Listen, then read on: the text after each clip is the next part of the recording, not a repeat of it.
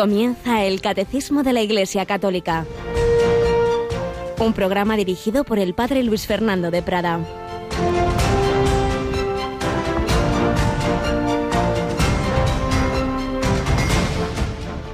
La mies es mucha y los obreros pocos. Rogad, pues, al dueño de la mies que envíe obreros a su mies. Poneos en camino. Mirad que os envío como corderos en medio de lobos. Alabados sean Jesús, María y José.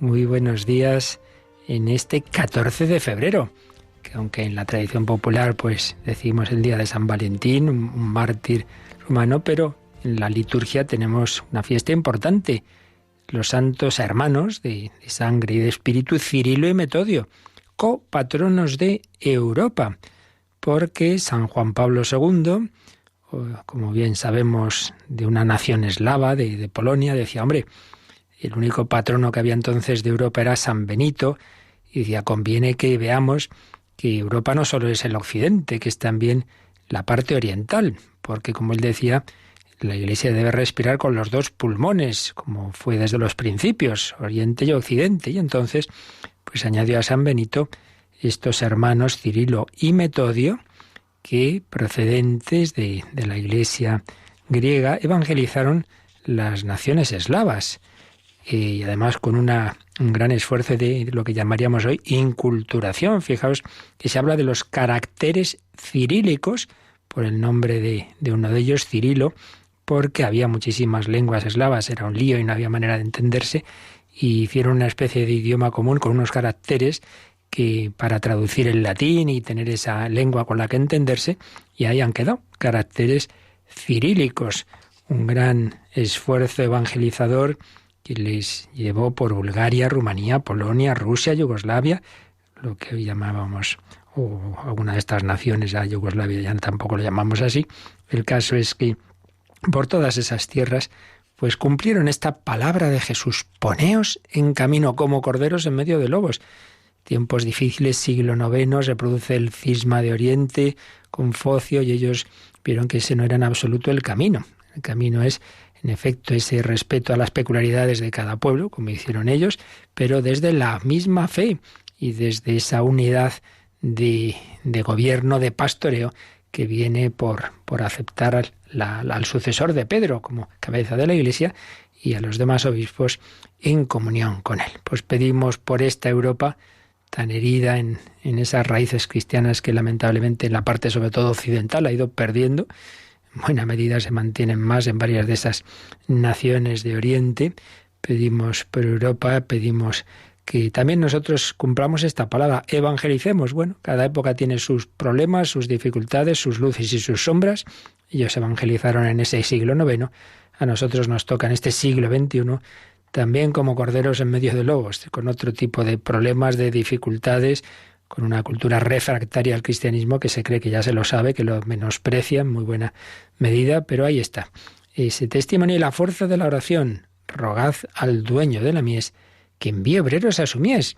Y en este panorama de evangelización, sin duda, están las emisoras, las radios católicas, y sin duda una de ellas, pues con una gran potencia evangelizadora en el mundo entero, ya no solo en Europa, sino en los 5 continentes, es Radio María. Tenemos con nosotros esta semana a Yolanda Gómez. Buenos días, Yoli. Muy buenos días, padre.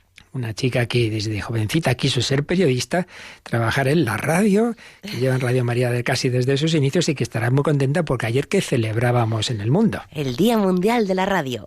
¡Hala! ¡Felicidades! Sí, con retraso. Sí. Felicidades a todos los oyentes también de la radio, a todos los que nos encanta la radio, pues por esa cercanía, por esa familiaridad, por lo que transmite. Claro que sí. La verdad es que es un medio que, como dicen los expertos, alguno pensaba, bueno, ahora ya la televisión primero, Internet, entonces ya desplazará a la radio. Pues no, es un medio que seguramente estará para siempre porque acompaña de la manera, pues eso, uno no puede estar siempre viendo la televisión, desde luego, en el coche pues mejor que no, porque si no acaba la cosa mal, pero sí puede ir oyendo la radio y en tantas otras circunstancias y como bien dices es muy cercana, uno pues le parece eso, que le están hablando a él, sobre todo si se habla como intentamos hacerlo nosotros al corazón. Bueno, pues Todas las radios tienen ese punto, cada una aporta lo suyo, pero hay una radio muy especial y es lo que la cuña que ayer preparaba nuestra compañera Paloma y transmitía, que vamos a escucharla ahora. La radio es un medio que nos ha acompañado durante muchos años. 3, 4, 5, 6 en una operación de desesperación contable. Hay radios que informan, otras que debaten temas políticos o económicos. Comparece en el escritorio y que, como decías, asegura... Hay radios que retransmiten eventos deportivos. Yo tengo dos dudas en el equipo, una en el lateral izquierdo, si juega Reguilón. Hay radios que ponen música en tu día, que entretienen y divierten.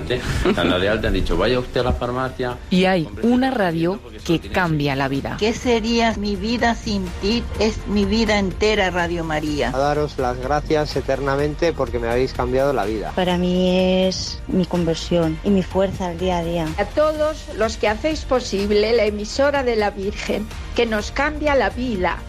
Gracias, gracias, gracias. Radio María, 20 años contigo.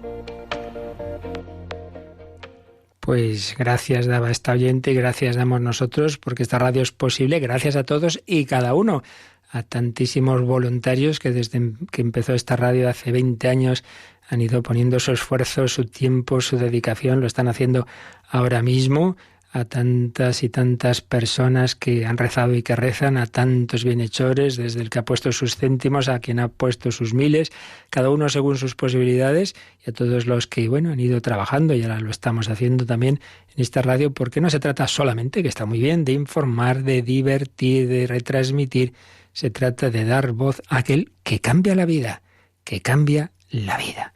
Pues así pedimos a la Virgen María que nos ayude a todos y os pedimos a vosotros que nos ayudéis a ayudar a la Virgen María a ser instrumentos de conversión, del cambio de la vida. Esa vida y esa fe por la que Cirilo y Metodio lucharon y por la que en otros países eslavos, como estamos oyendo estos días de Rumanía, pues han luchado y han sufrido en la persecución por la fe hermanos nuestros como Monseñor Todea.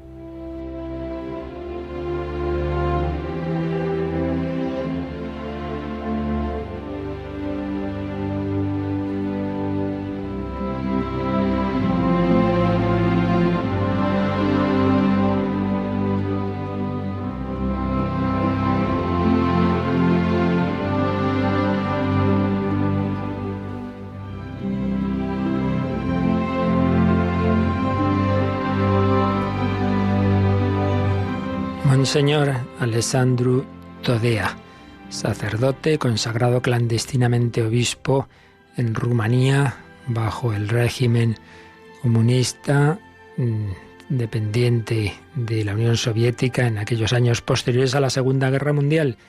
Hemos visto cómo lo habían conseguido encontrar, cómo lo habían detenido, cómo había sido objeto de tantas torturas y pasarlo muy mal. Seguimos escuchando. El régimen no le pierde de vista y sigue presionándolo para que se una a la ortodoxia, es decir, para que deje la Iglesia Católica y se haga parte de la Iglesia Ortodoxa que dependía, pues estaba sujeta en aquel momento al régimen comunista. Llegan a prometerle la metropoliía de Transilvania, sería el arzobispo metropolitano, trampolín hacia el patriarcado de Bucarest en caso de aceptar, pero él comentó: yo no ganaba nada con eso, puesto que ya era jefe. En la cárcel me habían nombrado nada menos que jefe de la brigada de limpieza y barrido de las letrinas. No perdía su sentido del humor. ¿Quieren hacerme jefe de una diócesis? No, si ya soy jefe aquí de la brigada de limpieza en la cárcel, no es lo mismo, pero para él eso era lo importante, servir a Cristo.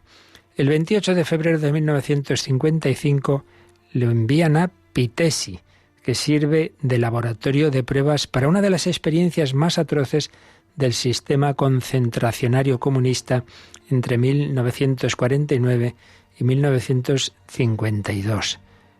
Eugen Turcanu organiza ahí un sistema de tortura y deshumanización que busca transformar sistemáticamente a las víctimas en verdugos para que éstas torturen a otras víctimas en un círculo infernal.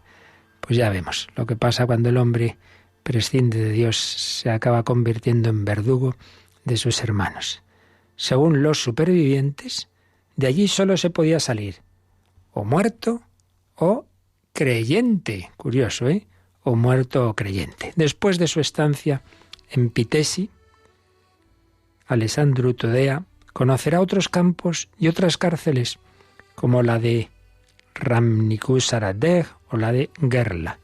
De esa forma pasará 13 años en un infierno en la tierra, el del Gulag rumano, que sin embargo podría haber abandonado en cualquier momento a cambio del paraíso, es decir, los honores y las comodidades de haber aceptado ser obispo en la Iglesia ortodoxa, dejando la católica.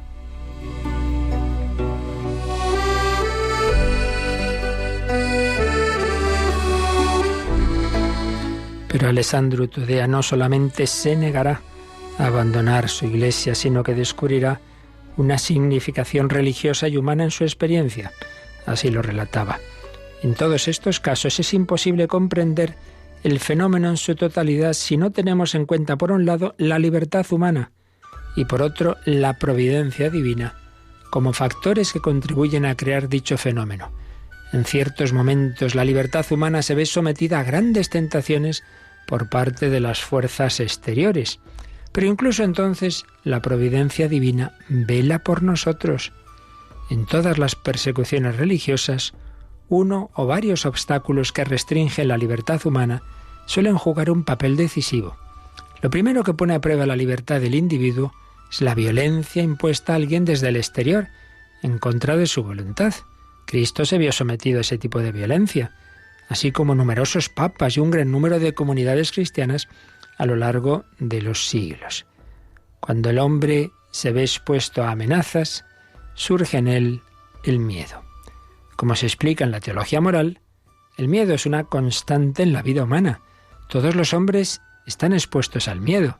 Por eso todos tenemos miedo cuando nos vemos sometidos a actos de violencia. Aquel que hace frente a la violencia y se sobrepone al miedo, hace gala de la virtud de la perseverancia, agredi en latín, pero le resulta mucho más difícil ejercitarse en la segunda etapa de la perseverancia, es decir, en la tenacidad, sustine en latín. En medio de la angustia y el sufrimiento, el hombre se ve asaltado por sus debilidades y por los pequeños placeres necesarios para sobrevivir. Se ve sometido al hambre, a la sed, al deseo de beber un poco de té o una taza de leche, al deseo inaccesible de comer una fruta, una cebolla, un poco de lechuga, un trozo de pan. Si el hombre no puede obtener nada de eso y aún así persiste en la constancia, sustine, se trata de una señal que indica que Dios le ha concedido un don para ayudarle a perseverar en su santa voluntad. La ausencia de bienes materiales durante mucho tiempo provoca una sed cuya brutalidad solo entiende el que ha experimentado una situación semejante. Si aquel que ejerce la violencia actúa bajo unos principios ateos y si el poder que ejerce sobre la sociedad posee un objetivo de dominación a largo plazo, se extiende una ignorancia general entre la población.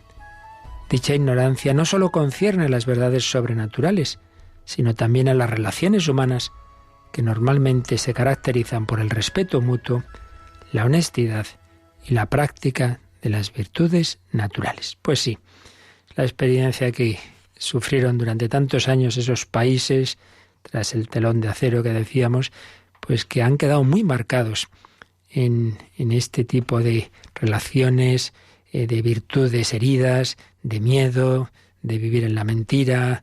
Lo he oído a personas que han viajado a estos países pues ya años después de haber caído el comunismo, pero la gente hablaba bajito, con cuidado, por todo lo que se había vivido, por esa desconfianza mutua, por saber que te puede delatar el que tienes al lado. Ciertamente, prescindir de Dios acaba generando infiernos en la tierra, pero en medio de esos infiernos siempre ha habido un padre Kolbe, siempre un monseñor Tudela, siempre esta mujer lituana de la que hablábamos en los días anteriores, a las que Nicole Senosité, a las que el Señor ha dado esa fortaleza interior por su Espíritu Santo. Pues lo pedimos también nosotros para nuestras circunstancias, que no tienen esa brutalidad, pero que también muchas veces pues son difíciles, que hace falta ese heroísmo que solo puede venir de lo alto.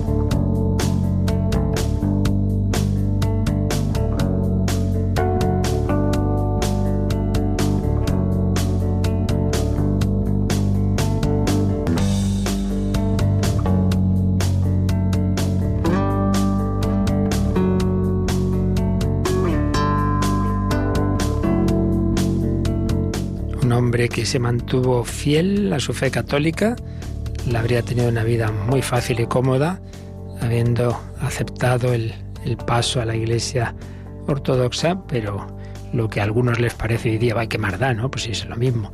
Pues el no dar ese paso le supuso años y años de cárceles, de torturas, de hambre, de sed y todo lo que antes oíamos.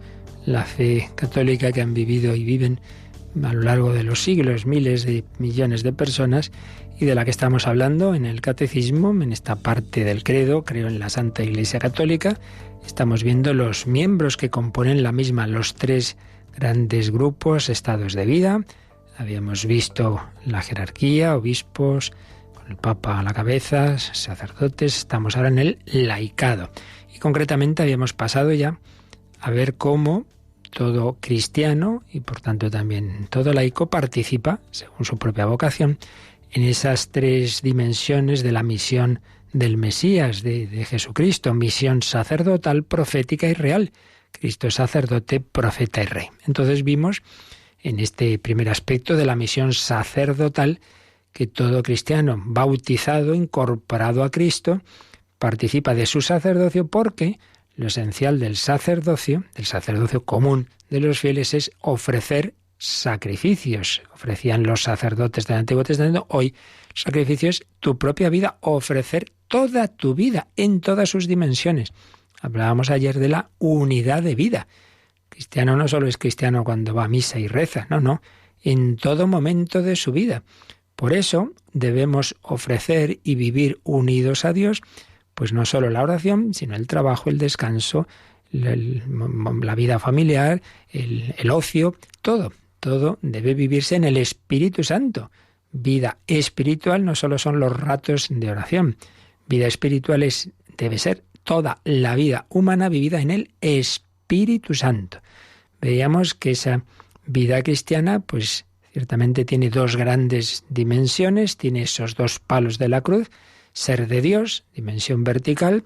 Sí, tiene momentos fuertes de liturgia, de oración, pero realmente todo el día debemos vivirlo en unión con Dios. Uno debe mantener esa unión de su corazón con el Señor, aunque esté en el trabajo o viendo un partido de fútbol. No embeberse de tal manera que uno se olvida por completo de Dios, de una manera afectiva en el corazón. No es que tenga uno que estar pensando y diciendo, pero mantener la unión con Dios, ser de Dios. Ser para los demás. Uno de entrada debe tener esa actitud de en lo que de mí dependa, pues yo me pongo al servicio del prójimo, me encuentro a alguien en un momento difícil y ahí estoy yo. Y esa actitud, que debe ser permanente, pues sí, tiene momentos especialmente señalados. Oye, pues ahora voy a visitar a esta persona, esta obra de misericordia, voy a ayudar a tal otra, y voy a hacer esta obra evangelizadora. Ser de Dios, ser para los demás. Pero el cruce de esos 2 palos, vertical y horizontal, forma la cruz. Y es que el ser de Dios y ser para los demás en todo momento implica la abnegación. Si uno quiere amar mucho a Dios y al prójimo, pero sin mover un dedo, me parece a mí que eso no es fácil.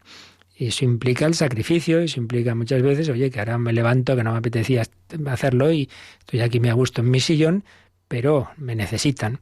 Entonces, si uno no tiene dominio de sí, las virtudes morales, la templanza, si uno lo primero que le apetece tiene que ir a por ello, pues claro, casi no hay manera. Y si uno se deja llevar de sus impulsos, pues así no hay fidelidad matrimonial que resista, porque aquí el primer impulso que me viene de que se me cruza tal persona, tal otra, no. Por eso, ser de Dios, ser para los demás, implica también la abnegación, no ser de esa parte egoísta de mí mismo, de la parte salvaje de nosotros mismos. Entonces, en todo momento, en toda circunstancia, vivir en ese espíritu, pues es lo que hace que el cristiano sea sacerdote en el sacerdocio común, que es distinto al ministerial, sacerdocio común de los fieles, ofreciendo su vida, que a veces implicará un esfuerzo y el sentido, digamos, popular de la palabra sacrificio, pero ya decíamos que propiamente sacrificio no necesariamente quiere decir sufrimiento. Sacrum facere, hacer sagrado. Quiere decir que mi vida, haciendo cosas normales, humanas, terrenas, el trabajo en la tienda, en la oficina o donde sea, pero todo eso vivido con ese corazón corredentor, unido a Dios, corazón filial y fraternal, ser de Dios, ser para los demás. Todo eso, vivido en ese espíritu, pues hace de mi vida un sacerdocio que ofrece el sacrificio de mi propia vida y que pues lo hago pidiendo por las necesidades de la Iglesia, por el Papa, sus intenciones, nuestro obispo, nuestro párroco, el grupo en el que estoy, Radio María, pues todo ello pido, ofrezco. El rogad al dueño de la mies que envíe obreros a su mies, oración. Por tanto, dimensión sacerdotal de la vida del laico, ofrecer toda tu vida. Decíamos todo ello, todas las circunstancias, el trabajo, el descanso, las molestias de la vida, todo ello se convierte en sacrificios espirituales agradables a Dios por Jesucristo que los laicos ofrecen a Dios Padre en la celebración de la Eucaristía, uniéndolos a la ofrenda del cuerpo del Señor. Y así los laicos consagran el mundo mismo a Dios. Esa tarea que a tu lado está haciendo otro empleado, pero que tú la haces no simplemente para ganar un sueldo y sostener tu familia, que está muy bien, pero no solo lo haces para eso, sino para glorificar a Dios, para santificarte, cultivando las virtudes que hacen falta en ese trabajo y para, ofreciéndolo, colaborar a la redención del mundo. Te ofrezco esta hora de trabajo o de estudio, es estudiante, por la conversión de quien más lo necesite en este momento. Pues así, todos estamos llamados a ser sacerdotes. Pues es lo que hemos estado comentando a propósito del número 901. Luego ayer vimos uno muy brevecito, porque esto ya se desarrollará en otros apartados del catecismo, y es aplicar esto particularmente a la vida de familia, y más en concreto a los padres en la educación de sus hijos. Leíamos en el 902 un canon, el canon 835, parte de ese canon del Código de Derecho Canónico, y veíamos cómo, de una manera especial, los padres participan de la misión de santificación, impregnando de espíritu cristiano la vida conyugal y procurando la educación cristiana de los hijos. Claro, decíamos que si el laico tiene que evangelizar en cualquier sitio, en donde esté, obviamente, por donde tiene que empezar es por su casa. Si uno está todo el día por ahí dando charlas y no cuida la educación de sus hijos, pues eso no está bien planteado. Hay que empezar por casa, lo cual no quita que también es un testimonio para los hijos ver que papá y mamá pues no llevan una vida cómoda y que podían estar ahora aquí viendo el partido o viendo no sé qué y no, pues han ido a la parroquia. Eso también es un testimonio, pero siempre, ya digo, con ese cuidado de no descuidar los primeros a los que hay que atender por ir a los de fuera. Pues es lo que hemos visto en el 901 y 902. Pero en este apartado sobre la misión sacerdotal que viven los laicos nos queda un numerito, que es el 903. Así que, Yolanda, vamos a leer este 903. Los laicos, si tienen las cualidades requeridas, pueden ser admitidos de manera estable al ministerio de lector y de acólito. Donde lo aconseje la necesidad de la Iglesia y no haya ministros, pueden también los laicos, aunque no sean lectores ni acólitos, suplirles en algunas de sus funciones, es decir, ejercitar el ministerio de la palabra, presidir las oraciones litúrgicas, administrar el bautismo y dar la Sagrada Comunión según las prescripciones del derecho. Así pues, fijaos, ¿cómo participa el laico en la misión de la Iglesia? Fundamentalmente, pues lo que hemos estado viendo todos estos días es allí donde está, porque lo específico de la vocación laical es santificarse y consagrar el mundo desde dentro, no con las tareas eclesiásticas que nos corresponden a los eclesiásticos, pues de la liturgia, de preparar la misa, de todo eso, de lo que hay que hacer en las curias, no. Eso, en principio, los eclesiásticos. Y lo más específico del laico, oye, tú tienes que evangelizar donde yo no puedo ir. Yo no voy a meterme ahí, pues en medio de esa fiesta, no voy a meterme ahí en ese trabajo que no me corresponde, porque entonces dejo, o a veces excepcionalmente, pues se pueden dar momentos en que un sacerdote pueda convenir que esté en un determinado trabajo civil, pero normalmente no es su campo. En cambio, sí es el tuyo. Eso es lo habitual. Pero, así como digo, que puede haber la excepción de que un sacerdote entre en un trabajo civil, también puede darse lo contrario, que también haya laicos que tengan unas tareas, unos ministerios más intraeclesiales. Claro que sí. Lo único que hay que tener cuidado es esto, que a veces, claro, es más cómodo estar dentro de casa, estar en la iglesia, que ir al campo libre, ¿verdad?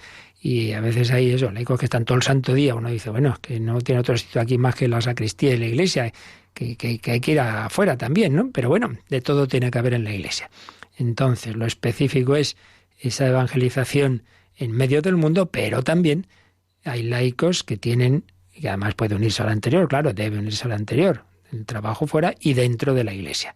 Entonces, en ese dentro, en ese participar, ese colaborar en las tareas más propias en principio de los eclesiásticos, de los sacerdotes o el obispo, etcétera, ahí puede ser de dos formas, de una manera, digamos, como más ocasional o de una manera estable.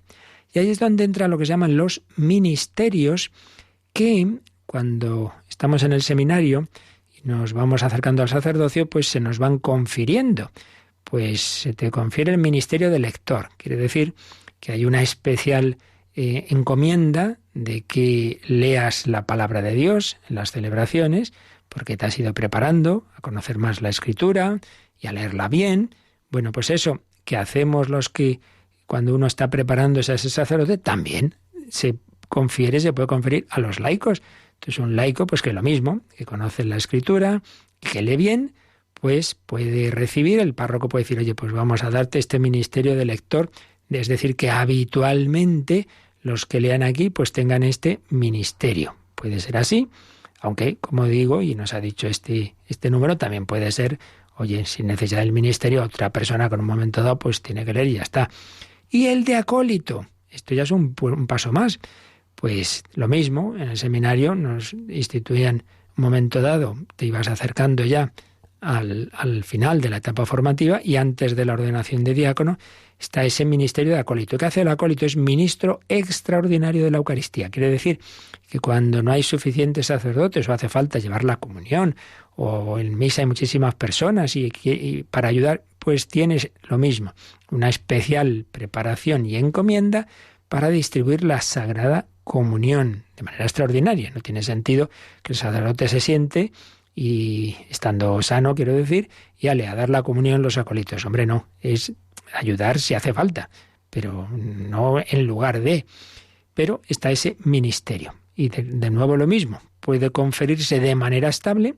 Entonces tú ya eres acólito, te lo ha encomendado la Iglesia, entonces puedes ayudar en tu parroquia, y lo veréis muchas veces, ¿no? Pues laicos que ayudan en la distribución de la Sagrada Comunión en las misas o que ayudan al sacerdote a llevar la comunión a los enfermos, porque ciertamente, tal como está el panorama de muchos sitios, sobre todo de escasez de clero, pues es difícil, por no decir imposible, llegar a tantas personas mayores, enfermas, que les gustaría recibir la comunión y que el sacerdote no da abasto. En esto muchas veces hay poca comprensión, porque es que no viene a verme casi nunca, pero va a veros y entonces va una persona a la parroquia, ¿dónde está el cura? Y se quejan de que no está, pues el que está visitando a los enfermos, y el enfermo se queja de que no va a verle. Bueno, si es que se hace lo que se puede, como en la radio, ¿no?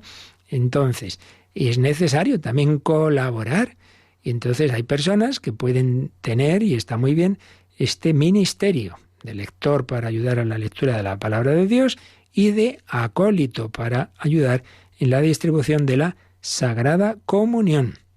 Eso de una manera estable. Hay una pequeña ceremonia, hay una institución de esos ministerios, pues con el permiso del obispado del lugar, el párroco presenta, oye, tales personas, pues las queremos instituir, lectores y acólitos.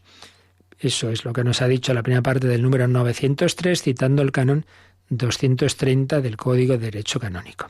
Y en una segunda parte de ese canon, el 903 sigue diciendo que donde lo aconseje la necesidad de la Iglesia y no haya ministros, no haya sacerdotes, pueden también los laicos, incluso aunque no hayan recibido ese ministerio de lectorado o acolitado, pueden suplir en algunas de sus funciones a los sacerdotes, como es, por ejemplo, ejercitar el ministerio de la palabra, presidir las oraciones litúrgicas, administrar el bautismo y dar la Sagrada Comunión.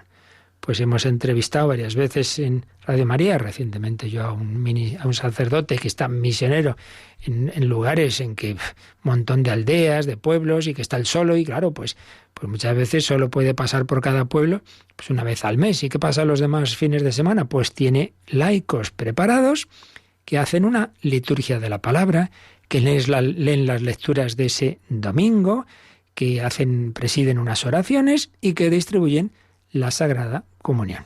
Incluso, como bien sabemos, y aquí nos ha recordado este número, el primer sacramento, realmente el más importante en cuanto puerta de todos los demás, que es el bautismo, puede administrarlo un laico, en caso de necesidad. Siempre es mejor un sacerdote o un diácono, pero puede administrarlo un laico, es así. Incluso, fijaos, en caso de especialísima necesidad, un no católico al que se le dice pues lo que hace la Iglesia Católica.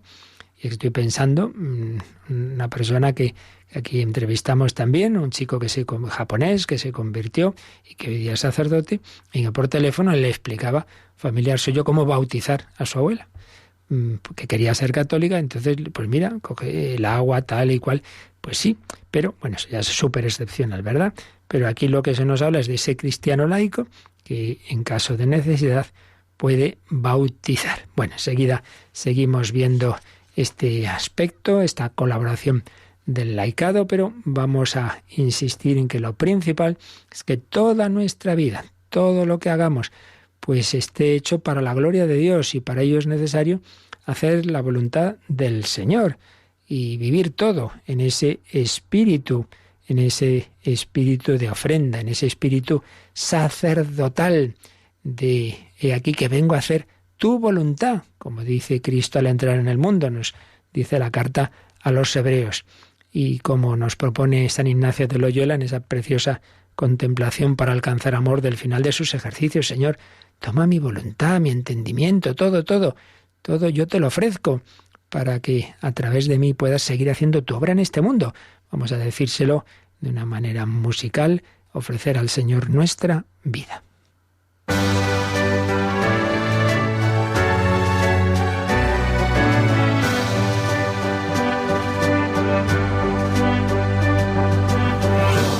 Señor, mi libertad, mi memoria, entendimiento y libertad,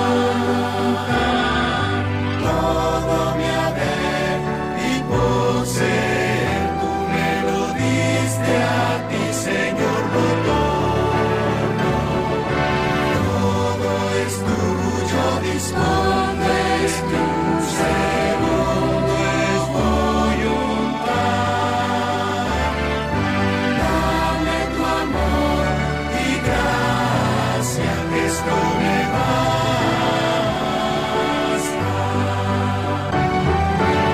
Toma, Señor, mi libertad, te la quiero entregar, porque soy libre y me gusta saberme libre.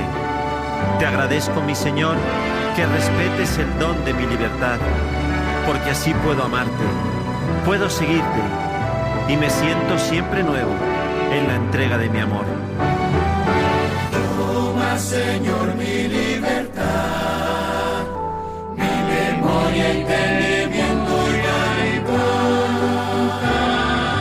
todo mi haber y poseer, tú me lo diste a ti, Señor, lo tomo, todo es tuyo, dispones tú, segundo es voluntad.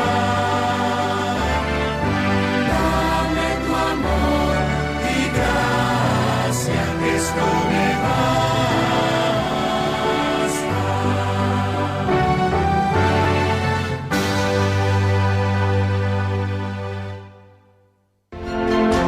Conoce la doctrina católica. Escucha el catecismo de martes a jueves de 8 a 9 de la mañana y los sábados a la misma hora profundizamos en los temas tratados en el programa En torno al catecismo. Toma, Señor, mi libertad. Bueno, pues todos, sacerdotes, religiosos, laicos, todos debemos preguntar al Señor ¿qué quieres que haga? Y no solo, claro, en la decisión fundamental de cuál es mi puesto en la Iglesia, cuál es mi vocación, sino luego en el día a día. Bueno, entre las cosas que puedo hacer, ¿qué es lo que me pides ahora? Que no necesariamente es lo mismo que hace 3 meses. El cristianismo no es cumplir unas normas ahí abstractas, sino cada día en diálogo con el Señor, ¿qué quieres hoy de mí? Porque hay que estar abierto a las sorpresas de Dios, que dice el Papa. A ver qué me pidió. Entonces el Señor, primero a todos, por supuesto, nos pide trabajar en nuestra propia santificación, vocación universal a la santidad. que esencialmente es esto, hacer la voluntad de Dios, y es unirse a Dios por amor. Por eso ir a las fuentes del amor. Para amar hay que conocer a Cristo, con la meditación del Evangelio, con la contemplación de su vida, el trato íntimo con Él en la oración, tratar de amistad con quien sabemos que nos ama, tomar baños de sol, ponerme ahí ante la Eucaristía, el sol radiante de Jesucristo resucitado y vivo. Como decía San Pablo VI, en una carta que escribió a un congreso eucarístico, en la Eucaristía Jesucristo vive y actúa. Esto es muy importante. A veces como que nos hacemos una imagen como del sagrario, como una especie de caja, que ahí hay una reliquia. No. Ahí está un hombre vivo, de corazón palpitante, un hombre que es Dios. Es la presencia del Cristo resucitado y vivo del cielo que se hace presente en la tierra. Ahí está vivo, te mira, te ama. Por eso ponerte ante el sagrario tranquilamente, aunque no pienses gran cosa, nada, como tampoco se piensa mucho ahí tumbado al sol en la playa, tomando baños de sol, tomar baños de Eucaristía. Y desde ahí, Señor, ¿qué quieres que haga? Pues bien, en esa vocación y en esa misión, Señor, ante todo, te pide que te santifiques en tu vida ordinaria, familiar, laboral, etcétera, pero también puede llamarte a una colaboración de un tipo más intraeclesial, como decíamos, en ese ámbito de la liturgia y también en otros ámbitos de la vida de la Iglesia, en Cáritas, etcétera.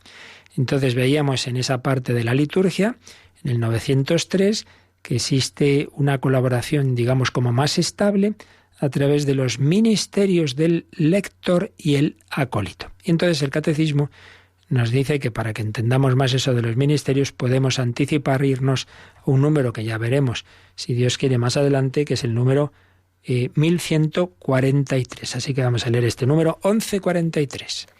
En orden a ejercer las funciones del sacerdocio común de los fieles, existen también otros ministerios particulares no consagrados por el sacramento del orden y cuyas funciones son determinadas por los obispos según las tradiciones litúrgicas y las necesidades pastorales.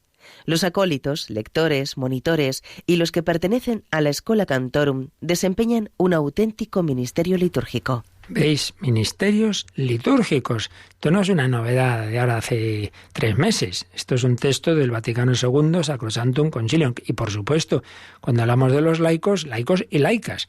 Es decir, que esto, puesto que no es parte del sacramento del orden, que es el que sabemos con certeza que en la mente del Señor y por tanto de la Iglesia está reservado a los varones, pero esto no es de por sí del sacramento del orden.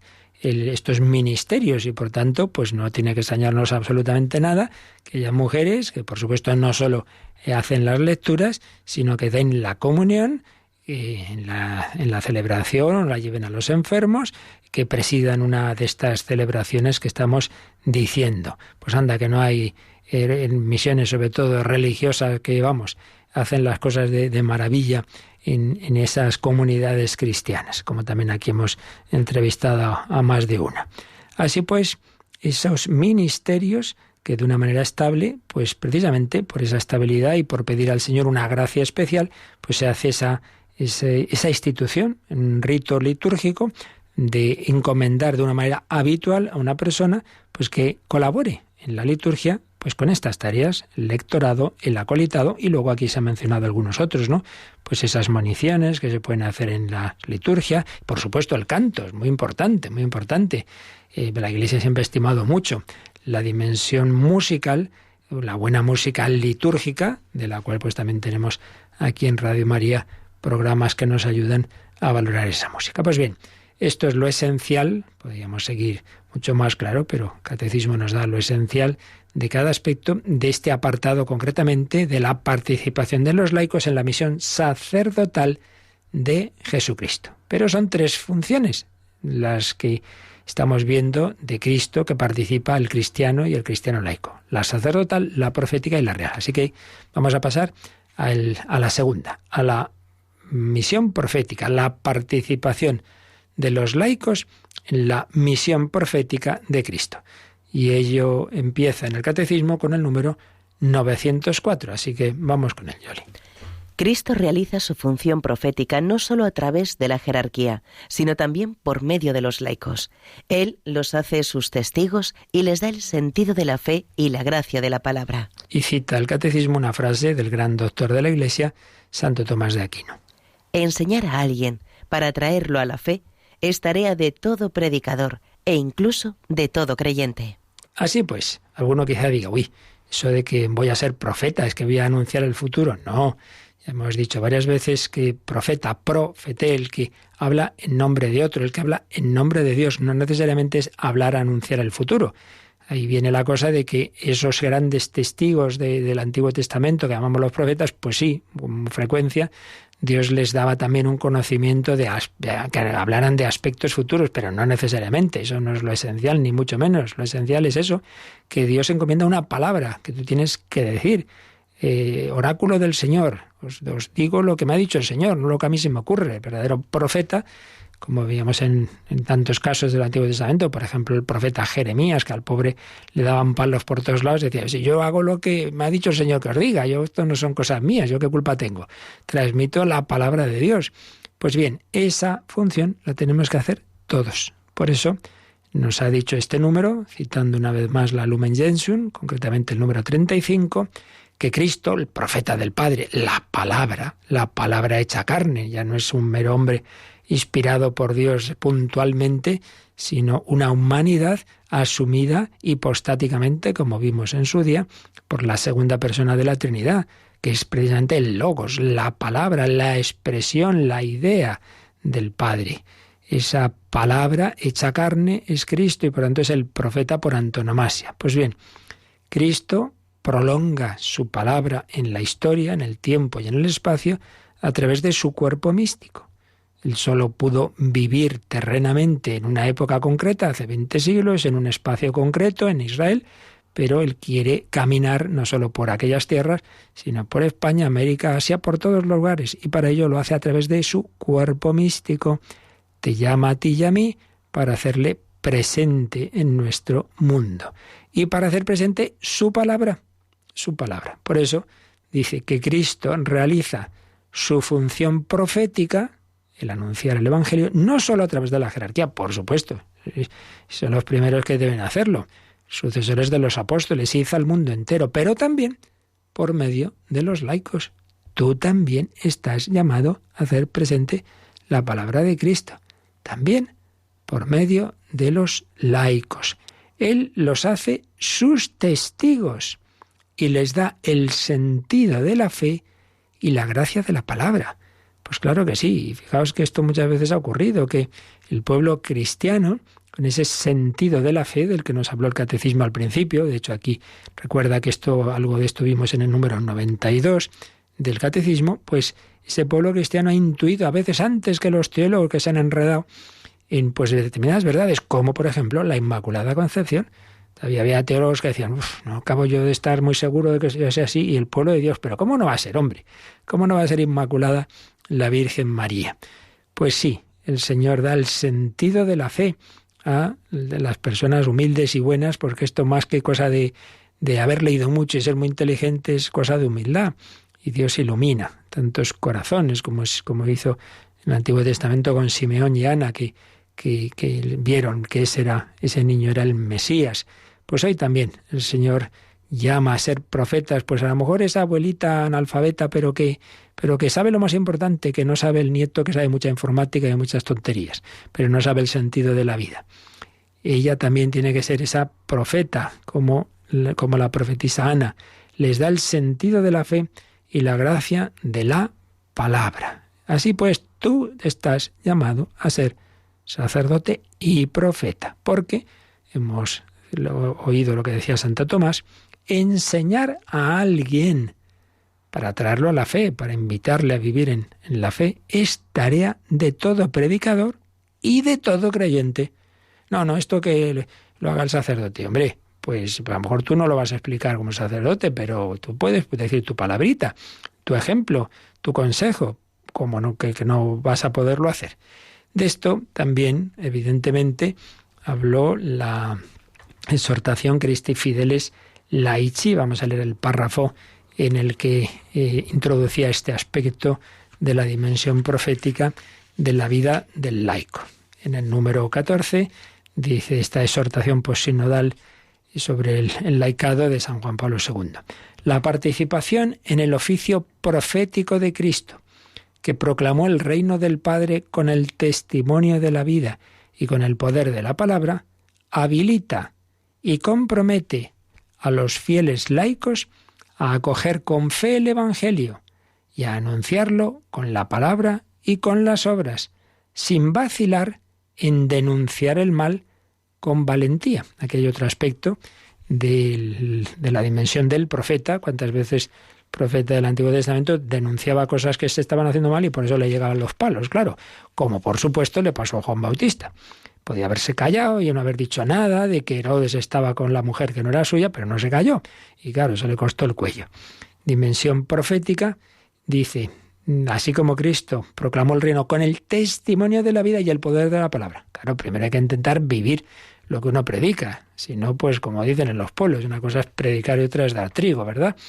Intentar primero ese testimonio de vida, pero también anunciar con la palabra y las obras sin vacilar en denunciar el mal. Unidos a Cristo, el gran profeta, y constituidos en el Espíritu Santo, testigos de Cristo resucitado, los fieles laicos son hechos partícipes tanto del sobrenatural sentido de la fe de la Iglesia, que no puede equivocarse cuando cree, cuanto de la gracia de la palabra.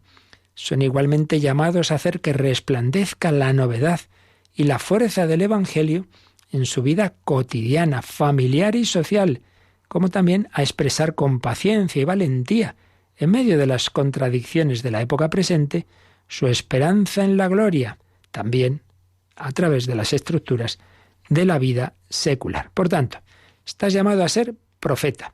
Primero, porque simplemente intentando vivir el Evangelio, tu alegría, tu servicialidad, eso ya es un testimonio, eso ya es una palabra viva, una palabra a través de tus obras. Tu estudiante en esa clase en la que dice que nadie cree y tú eres ahí el más alegre y el ser más servicial, ya es un profetismo. Pero también, en cuanto hay ocasión, sin necesidad de estar haciendo sermones todos los días, pero decir también esa palabra y si hace falta esa denuncia.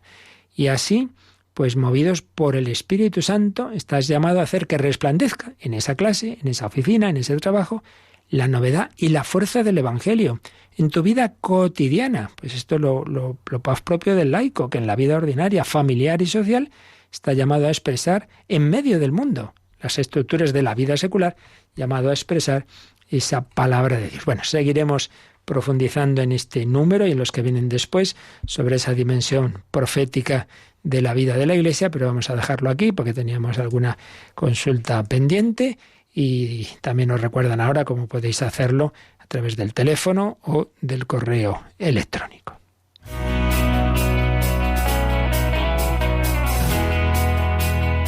Participa en el programa con tus preguntas y dudas.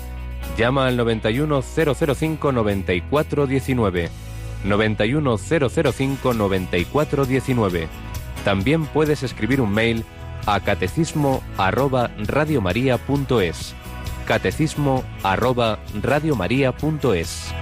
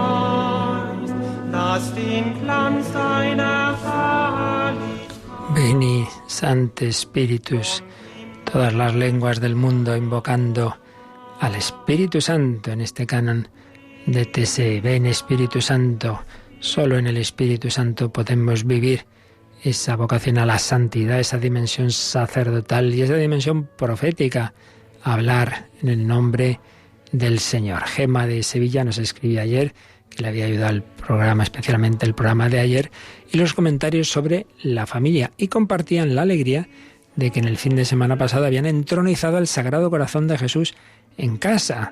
Tuvieron la bendición de un sacerdote joven sevillano que conozco bien, que pudo venir a casa con una familia con la que vamos a catequesis. Sentimos que tenemos en casa un sagrario que nos da fuerzas y nos une a todos con amor. Bueno, pues aprovecho este comentario para aconsejaros esa preparación y realización de la consagración de la familia al Sagrado Corazón de Jesús y entronizar, tener una buena imagen del corazón de Cristo ahí en la habitación principal. Él prometió bendecir las familias en que su imagen fuera expuesta y honrada. Hablar con sacerdote que pueda hacerlo, que os tengáis una preparación, no es simplemente un rito un día y ya está, sino prepararlo en la oración, en la meditación y hacer esa consagración. Siempre es fuente de bendiciones. Y así, en efecto, pues se cumple esto que decíamos ayer, la familia iglesia doméstica. Tener ahí esa especie de sagrario sin presencia eucarística, ya se entiende, pero un rincón especialmente sagrado, rezar ahí por la mañana, por la noche, los domingos, quizá rezar laudes o leer el Evangelio del día siguiente, ante esa imagen del corazón de Cristo.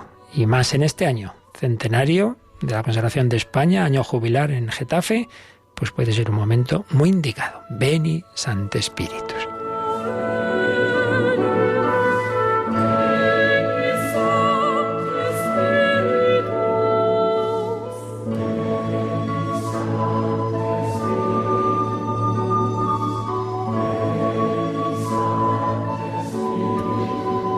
Y de ahí, Sevilla, nos vamos al norte de España. Nos pregunta Agustín, nos comenta de un familiar que nunca va a misa, que ha sido padre y que dice que ha bautizado él a su hija con agua bendita.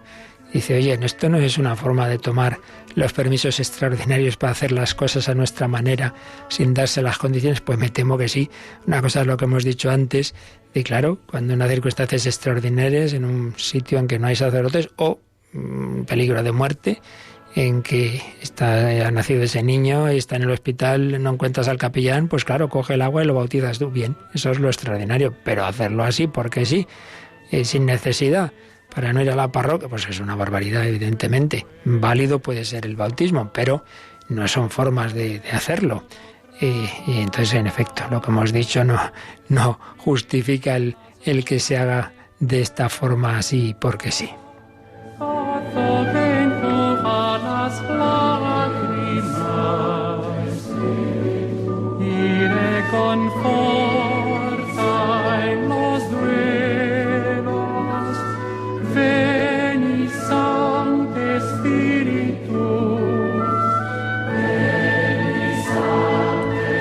Finalmente, comento también, de vez en cuando llega algún correo de alguna persona que se extraña porque en la meditación del misterio del nacimiento de Jesús, por ejemplo, la que tenemos a las 6:30 de la mañana con el Rosario de Juan Pablo II, pues se lee el texto del Evangelio de San Lucas que dice que María dio luz a su hijo primogénito.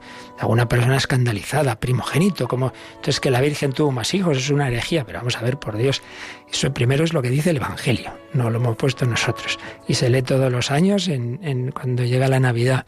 Pero en segundo lugar, primogénito, en el lenguaje semítico, hebreo de la época, no quiere decir que luego haya más hijos, es el primero aunque no haya más, porque es el término que viene ni más ni menos que de la plaga de los primogénitos egipcios, que quiere decir el primer hijo, aunque repito, no haya más, pero siempre será el primero, haya o no haya otros después, antes no ha habido otros, se ofrece al Señor, se ofrece ese niño, se ofrece a Dios. Entonces es muy importante el primogénito. Entonces María dio luz a su hijo primogénito, luego no tuvo más.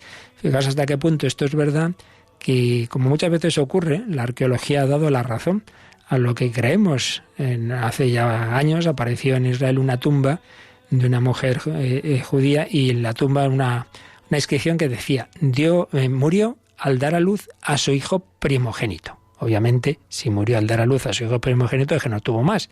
Por tanto, nadie se extrañe ni se escandalice de que podamos oír eso, que María dio a luz a su hijo primogénito, porque lo era, y no tuvo más. María Virgen antes del parto, en el parto y después del parto. Muy bien, pues aquí lo dejamos. Seguiremos profundizando en esa dimensión profética de la vocación laical que tú también tienes. Agradecemos a Yolanda su misión profética colaborando en la lectura de todos estos textos, y a todos vosotros también en ese estar en este diálogo mutuo que tenemos poniéndonos ante el Señor a escuchar su palabra, su doctrina, para llevarla a la vida. Y para llevarla a la vida pedimos al Señor su bendición, la bendición de Dios Todopoderoso, Padre, Hijo y Espíritu Santo, descienda sobre vosotros. Alabado sea Jesucristo.